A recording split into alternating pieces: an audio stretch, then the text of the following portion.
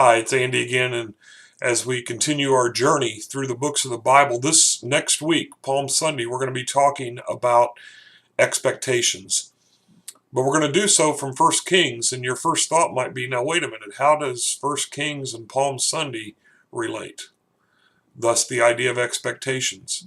In fact, many of you have commented on these sermon teasers saying how much you appreciate them and how they kind of whet your appetite or prepare you for the week ahead. And frankly, I'm going to be gone this next week, and so I am recording this a week ahead of time so that it will be there. I know I haven't met every week having a sermon teaser, but I try to because, again, expectations. We all have expectations placed on us. Sometimes we create our own. We all have expectations of others. But as we look at First Kings this coming week, we're going to look at Elijah.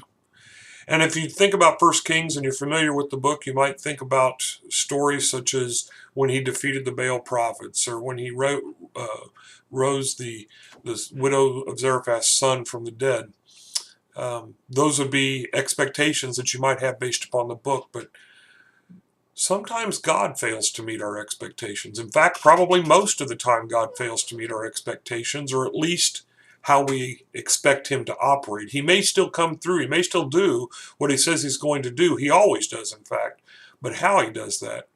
And so there's a time up on Mount Horeb when God appears to Elijah, but he doesn't do so as we might have expected.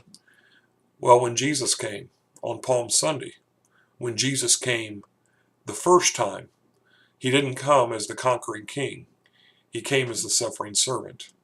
God failed to meet expectations of the people in that day. But hopefully you and I are aware of what's to come, and we don't miss the future expectations that our King has for us, and more importantly, the glory that we will see for him. I hope you'll join us this week, Palm Sunday, 2013. Look forward to seeing you there.